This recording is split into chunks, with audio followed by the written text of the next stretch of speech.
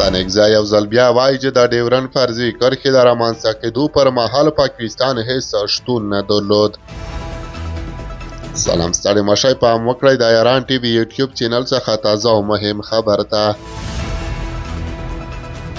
د افغانستان د بهرنیو چارو وزارت سیاسي مرستیال شیر محمد عباس ستانکزی د ډیورنډ فرضي کرښې په تړاو د پاکستاني چارواکو د ادعاو په هکله رسنیو ته وایي چې دغه کرښه په پاکستان پورې هېڅ اړه نه لري.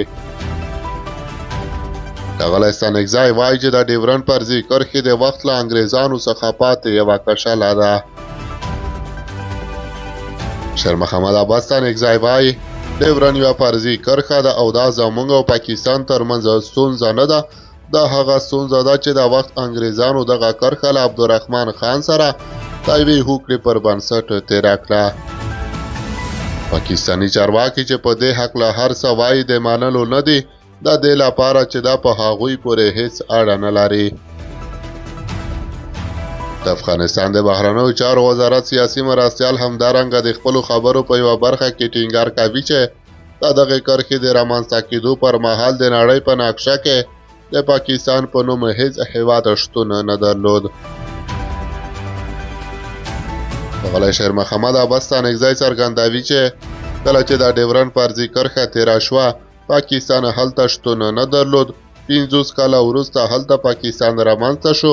پاکستان د ډیورنډ فرضي کرښې تاریخ پرتله ډېر کوچنی دی. خو پوښتنه دا ده چې د کابل او اسلام آباد ترمنځ رامنځته شوې ستونزې د حل لپاره باید څه وشي. د سیاسي چارو شنونکی فهیم چکري په دې هکله وایي په دې هکله د افغانستان او هندوستان د بهرنیو چارو وزیرانو ترمنځ یوه پریکړه وشوه او لنډمهالې وه.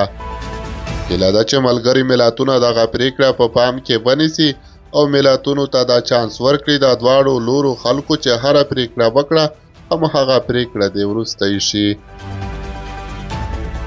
دا په داسې حال کې ده چې څه موده وړاندې د پاکستان د لنډمهالي حکومت لومړي وزیر له اتلو نیو سره په ځانګړې مرکه کې ډیورنډ کرښه د افغانستان او پاکستان ترمنځ نړیواله پوله بللې وه.